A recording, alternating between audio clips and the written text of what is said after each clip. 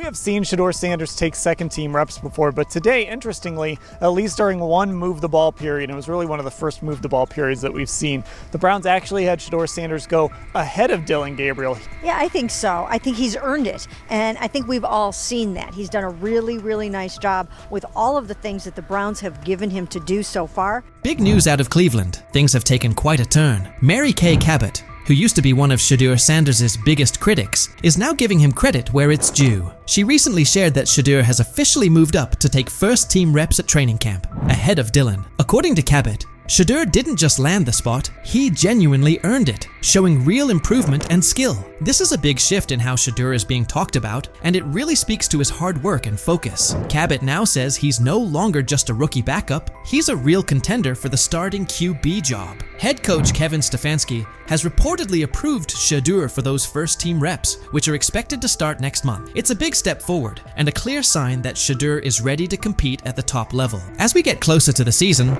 all eyes will be on Shedeur to see if he can lock in that starting role. But it wasn't always this way. Back during minicamp and OTAs, Cabot was one of his toughest critics. She constantly labeled him as a fourth-team quarterback and argued that he wasn't getting the reps he needed to show what he could do. For a while, she seemed like one of the only media figures not sold on his potential. While most of the coverage was backing Shedeur, Cabot stood firm in her doubts about whether he was truly ready. The way it played out yesterday is the way that I thought it would, is that Shedeur right now is the fourth-team quarterback. He did not take any team reps yesterday. Sometimes there's misinformation that comes out of an OTA like that, but he just did not take any team reps.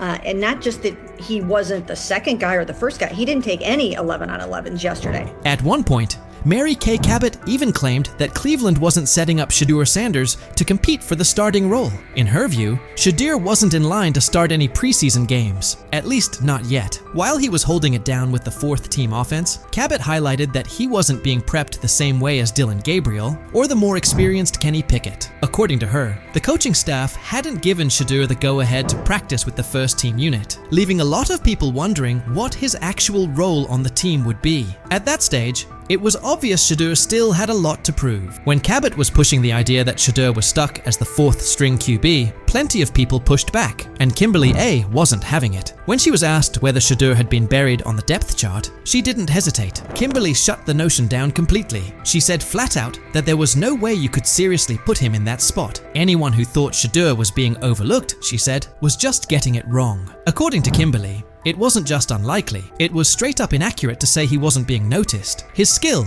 presence, and the way he played made it impossible to ignore him. He's as old as Harry, and you're sending him out there against these guys. I don't like anything about it. Extension because it hurts the team every way you look at it. And then finally, Kmart. If I said Cleveland, are they making a mistake burying Shedeur Sanders on their depth chart? Rainey, I don't think he's buried at all. I think it's so premature to even frame it like this. I understand the interest given the fact that there are 4 quarterbacks there, but to say a disservice is being done to Shedeur, I think is a bit. Mary Kay Cabot didn't just stop at calling Shedeur a fourth-string quarterback. She kept doubling down. She even floated the idea that Deshaun Watson could return and take the first-team reps instead of Shedeur. Her comments came across like she was trying to downplay any momentum Shedeur was building, insisting that Watson would likely have the better shot at running the offense. It started to feel like she was more focused on finding ways to discredit Shedeur than acknowledging his progress. Even with his clear potential and steady improvement, Cabot kept pushing a narrative that seemed more about keeping him out of the spotlight than giving him a fair shot. People kind of went crazy over something I wrote last week, that Deshaun's going to have a chance to come in and compete. I didn't say Deshaun was going to come in and be the starting quarterback, that it will be someone else. I don't know if it will be a rookie that they bring in. I don't know if it will be someone that is on someone's roster right now that they're going to try to trade for. Mary Kay Cabot didn't hold back when talking about Shedeur Sanders after his ticketing incident. She openly questioned whether he had what it takes to be a true quarterback, calling the situation a serious red flag. Cabot didn't just mention the speeding. She pointed out that Shedeur was going a shocking 40 miles over the limit. She even claimed he was racing another driver who was clocked at 92 miles per hour, describing the whole thing as reckless and dangerous. Her coverage left no room for interpretation. "This isn't what you want from your quarterback," she said, framing the incident as more than just a traffic mistake. It was, in her view, a sign of deeper concerns about his maturity and leadership. But Shedeur's fans weren't having it. The backlash came quickly and loudly. As the criticism piled up, Cabot eventually shut off her comments, clearly seeing that the narrative she'd been pushing was falling apart. She started to realize that sticking to her stance would only hurt her credibility, especially with Shedeur continuing to prove himself. Recognizing that it's okay to change course when the facts do, Cabot finally gave Shedeur his due. She acknowledged his obvious talent and the progress he's made, fully backing him now as a key part of the Browns' quarterback picture. After everything, she had to face the reality. Shedeur Sanders was the real deal. She admitted he had pulled ahead of Dillon Gabriel on the depth chart and was now getting first-team reps. The work Shedeur had put in, the strides he made, and the undeniable skill he showed on the field couldn't be ignored anymore. Cabot came to terms with what had become crystal clear. Shedeur was a serious contender for the starting quarterback job. His moment had arrived. Seen Shedeur Sanders take second-team reps before, but today, interestingly, at least during one move-the-ball period, it was really one of the first move-the-ball periods that we've seen, the Browns actually had Shedeur Sanders go ahead of Dillon Gabriel. Yeah, I think so. I think he's earned it, and I think we've all seen that. He's done a really, really nice job with all of the things that the Browns have given him. Mary Kay Cabot even went so far as to say that Shedeur Sanders had left a strong impression every time he spoke to the media. She pointed out how his poise and maturity during interviews only added to his rising reputation, stressing that the Browns were taking everything into account. According to her, Shedeur seemed to stand out above every other quarterback on the roster. It was becoming more and more obvious that his progress wasn't limited to just what he was doing on the field. He was also stepping up as a leader off of it. Her change in tone showed just how hard it was to ignore Shedeur's impact and the potential he was starting to reveal in every part of the game. Shedeur Sanders has now shown, without question, that his skill and drive are the real deal. Even Cabot, once one of his harshest critics, has come around. His development as a player, his ability to exceed expectations, and the way he carries himself in front of the media have all helped shift the conversation. He started out being dismissed as a fourth-string quarterback, but Shedeur kept pushing, eventually moving ahead of names like Dillon Gabriel. Through strong showings during minicamps, OTAS, and the lead up to the season, he's proven he's ready for the spotlight. And it's not just Mary Kay who's flipped her stance. A lot of people who once doubted him are now among his loudest supporters, giving him credit for the growth he's shown and the potential he brings to the team. Shedeur's rise has been all about resilience. He's turned criticism into motivation, and that dedication has earned him respect. His progress isn't just about football, it's also about the leadership and maturity he's displayed along the way. As Shedeur keeps growing, it's clear he's not just another rookie, he's on track to become a breakout star. What do you think? Has Shedeur truly earned his spot as a starting QB contender, or is there still more work to do? Was Mary Kay right to change her opinion, or should she have stuck with her original take? What do you think was the turning point that flipped the script for Shedeur? And do you believe this support he's getting will keep building as the season goes on? And it's not a knock, it's just how he plays in that spread wide open offense, and you project that to a spread wide open field. Yes, the arm may not be as strong. I can't imagine there's many people that think Dillon Gabriel's a better quarterback than Shedeur Sanders. I don't care where they were drafted. And if the Browns are the one team that thinks that, then I'm going to suspect it's not true. I never root against anybody. Yeah. But I'd be surprised if Dillon Gabriel's ever a legitimate starting quarterback for the Cleveland Browns. I'd be surprised. I just don't think. Big news coming out of Cleveland. The competition for the starting quarterback spot is getting intense. Right now, it looks like Shedeur Sanders is pulling ahead in the race for QB1, while Dillon Gabriel is starting to raise concerns about whether he can hold onto the job. Gabriel was brought in for his size and physical presence, but things haven't been going his way. His arm strength and overall throwing performance during training camp have been underwhelming. In contrast, Sanders has been consistently outperforming him on the field. At this point, Shedeur Sanders seems to be on track to take over as Cleveland's starting quarterback. This shift could have big implications for the team moving forward. Initially, Gabriel was drafted before Sanders and was widely seen as the likely pick for the top quarterback spot. But there's been one major issue that keeps coming up: his height. At just 5'11", Gabriel's size has become a real concern, especially in a league where physical stature can make a big difference. Throughout training camp, Gabriel has had a tough time making long throws with the kind of ease people expected from him. In a position that demands both power and precision, that's a tough weakness to overcome. Meanwhile, Sanders has continued to turn heads with his ability to deliver accurate deep passes, using his long limbs and natural throwing ability to his advantage. It's become clear that Sanders has taken control of the QB battle during camp, while Gabriel has struggled, particularly when facing pressure or a crowded pocket. That's now led to a lot of talk from analysts, who are wondering if Gabriel's lack of arm strength and ability to perform under pressure might be too big of a hurdle for him to succeed in the NFL. The big question now, how can a quarterback with such a serious gap in his game expect to survive, let alone thrive, in one of the most competitive football leagues on the planet? Gets the ball out, he's accurate. As far as how does that translate to the National Football League, I just don't see it. I don't know why. I'm sure he's a great kid, he plays his ass off, he's a winner, but when I watch him on tape, nothing really excites me about his game other than the fact that he's pretty accurate, got a quick arm. Dillon Gabriel's struggles became pretty obvious during OTAs and minicamps, where some key issues in his game started to show.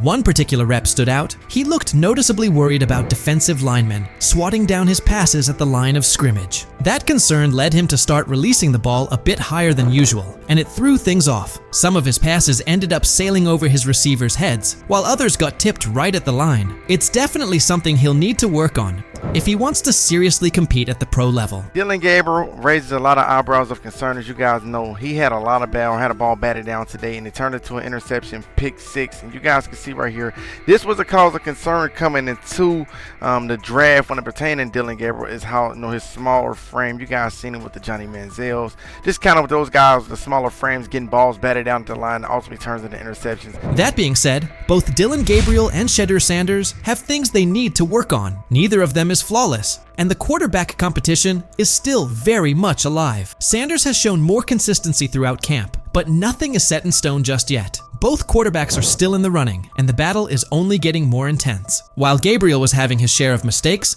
Sanders was out there dropping dimes during practice. His throws were on point, showing off some serious precision and smart decision-making. One play in particular stood out. He connected with his tight end on a corner route near the back pylon. It was a tight window, with a linebacker trailing, and the receiver pressed at the line. But Sanders placed the ball perfectly. It was a textbook read. As soon as the safety bit on the short route, Sanders quickly recognized the one-on-one coverage and took the deep shot without hesitation. That kind of situational awareness, paired with his accuracy, is what's giving him the edge right now. There's even been some chatter that Cleveland may have picked up Dillon Gabriel just to block another team from grabbing Sanders. According to reports, owner Jimmy Haslam was very interested in bringing Shedeur on board, but not everyone on the coaching staff was sold at the time. Regardless of those early disagreements, Sanders is proving himself where it matters, on the field, showing that he's ready to compete at the highest level. There's a lot of speculation. He wanted Shedeur Sanders. The staff drafted Dillon Gabriel,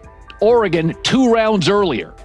And they were doing that not because they necessarily loved Dillon Gabriel, they liked him, but they thought it would stop their impulsive owner from forcing them to draft in round 4 Shedeur Sanders. One thing that's really helped Shedeur Sanders stand out is how well he communicates on the field and takes charge of his teammates. His leadership and calm under pressure have pushed aside any lingering doubts about his potential, and he's steadily climbing to the top of the QB competition. The progress he's made in such a short span is making the coaching staff take a second look at their original plans. At this point, it's becoming clear that Sanders is making a serious case to be the future face of the Cleveland Browns. But it's not just the coaches he's winning over. Fans are fully backing him too. Across all age groups, people are showing strong support for Sanders, with many calling for him to be named the starting quarterback. His exciting playstyle, paired with his natural leadership and magnetic personality, has really struck a chord with the fan base. There's a noticeable buzz building around the idea of him leading the team, and fans are clearly invested in his journey. The hype isn't just about what he could become. It's about the energy and spark he's already bringing to the team. Fans want someone who can lead, inspire,